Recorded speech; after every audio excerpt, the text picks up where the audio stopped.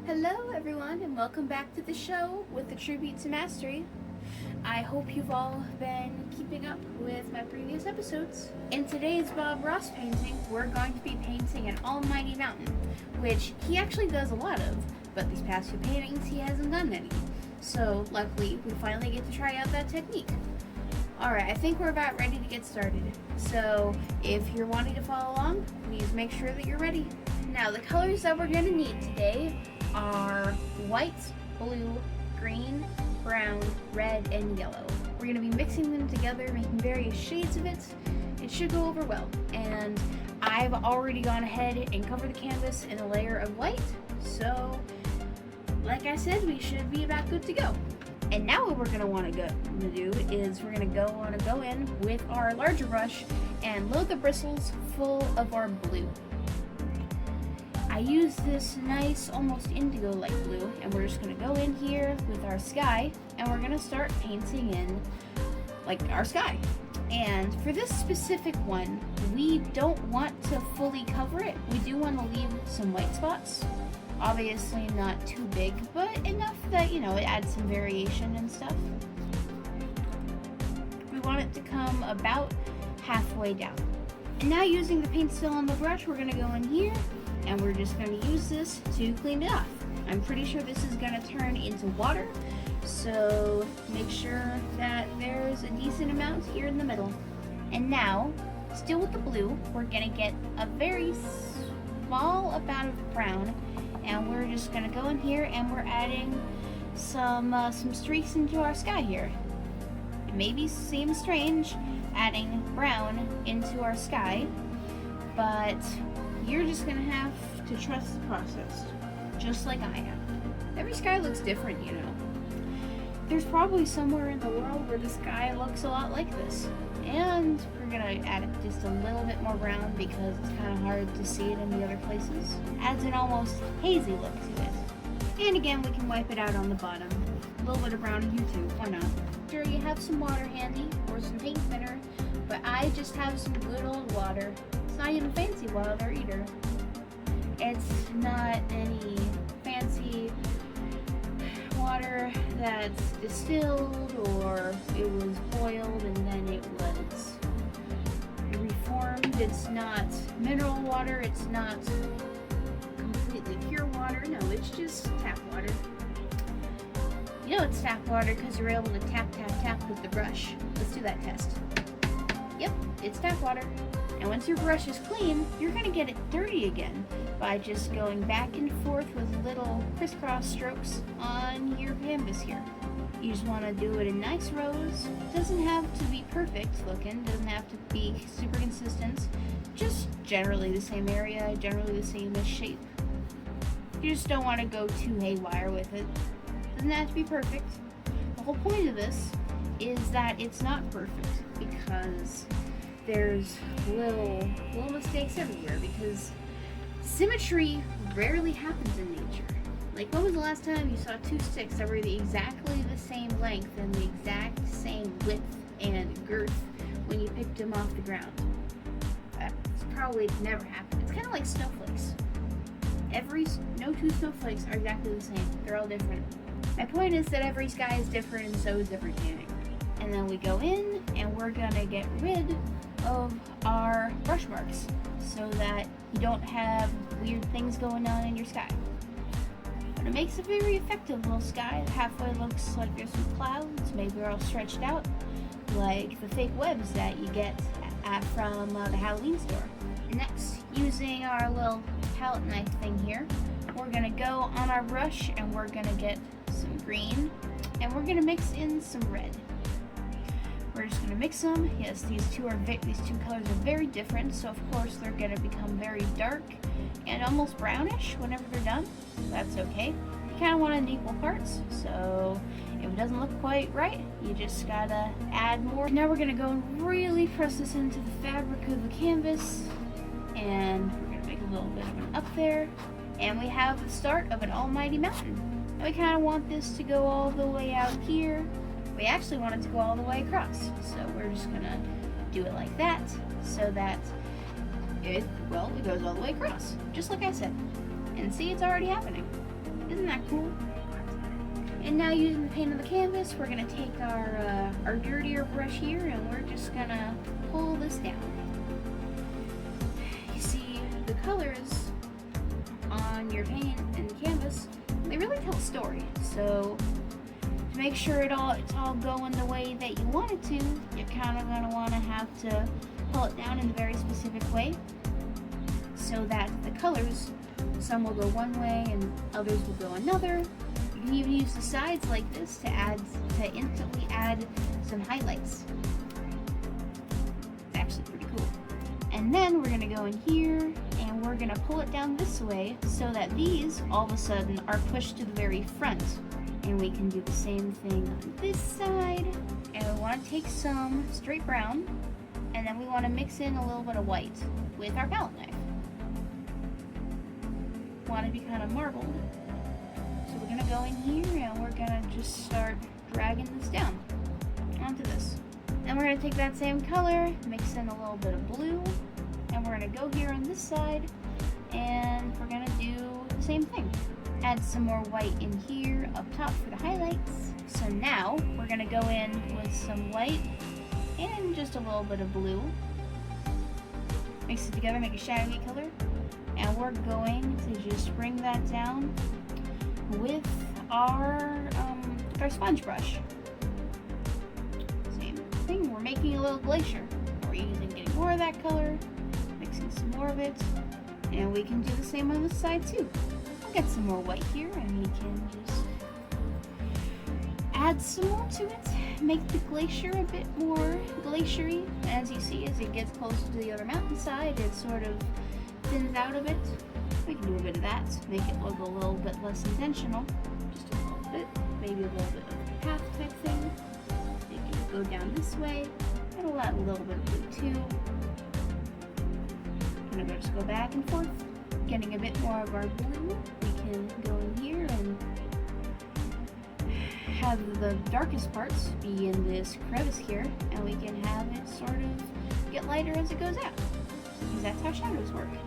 The more you know. We can put some more of our shadow right here in the middle. And now why don't we go in with our brown and we can add some little peaks and valleys. We just have some brown and we add in a bit of white. Now we can go in and we can add another one, just like that. Add a little bit of blue too. And some more white. And using what we have on the brush, we can do some of that in here too. Going in that same direction, we can kind of halfway do that on the other little sides of the mountains here. We're going to add a bit of red to our color mixture, and we'll add some to these sides too. And now we can go in with our brown, and we can sort of halfway do the same thing on this side. Now, we want it all to be going in the same direction so that so that the brush strokes are all going the same way. We'll add a bit of white there, add a little bit of our blue, add some more little things here, and as we get closer to the bottom of the mountain, it'll get a bit darker.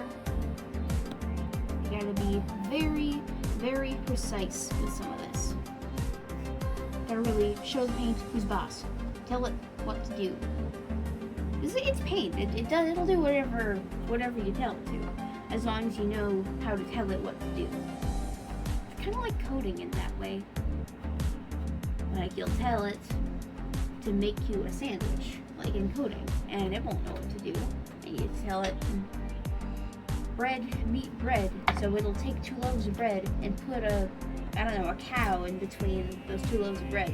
And you gotta tell it all the actual instructions, and by the end you might get a ham sandwich. At this point, we're kind of going in with whatever colors we have on our palette, and we're just we're adding some little swoops and cracks and crevices for our mountain. The natural color highlights are kind of what we want, adds more definition to it. Now we're going to take our fan brush, mix in some brown and also some blue in a very dark color. We're just going to go in, start about here. We can start adding some evergreens way here in the back. And if you do it just right, kind of just sort of dab them in there. you'll really see them start to just sort of jump out of your brush. Because that's where they live. The trees, they live in your brush, and you kind of just gotta scare them out. You gotta shake them out.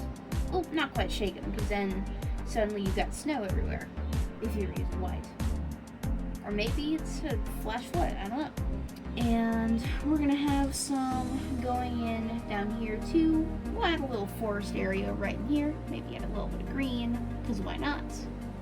Forests are green. Maybe it's more green in the middle. And we'll start dabbing them in. Scare more trees. Add more brush. Get some more blue so it doesn't look like it's surrounding them, which not quite what we want. A little bit of brown. And all of a sudden it kind of halfway looks the same. Well, a little bit going in here too. Maybe a little bit there. Now using our big brush, plenty of blue, we're going to go in here. Add a little bit of white to it. We're going to go in here and maybe we'll add a little bit of a valley underneath our mountain here. Right in here. Add a bit of our green and brown back into it. And the more all over the place it is, the more it looks like actual nature, because nature doesn't listen to no one, it just does whatever it wants. Like I said, it's not very uniform. We're just getting all sorts of colors into our brush. We're just going to go in here. Maybe add the tiniest bit of yellow.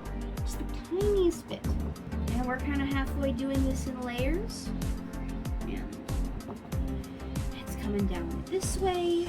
You may be wondering, are we about to cover up all of this under here? And I say no, okay? Okay, I'm gonna round it off here. And now that we have that, we're gonna go in with even more yellow, and we're just gonna tap it in here. Tap, tap. We kinda wanna add in some yellow layers. So, here, and we can start right here. I wanna have this down here in the corner be super yellow, so we're gonna go in here, and tap that in. More as it goes out, just in here, just like that. And we kind of want to halfway have it so that we maybe have some hills, so we need a little bit of a yellow outline on each of these. So I'm gonna add some more yellow. Add yellow as needed, basically. It's fun. Okay, looks like we really are about to lose all of our space here. Not water, it's just where we were mixing some white and blue, and you know what, that's okay. These are gonna take whatever form it's gonna. I don't make the rules, I just sort of halfway try to follow them to the best of my abilities.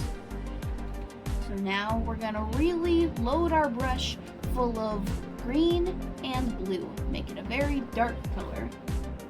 We're gonna start in here, and we're making a tree shape that it's like pretty close to the foreground, so it covers up a lot of space.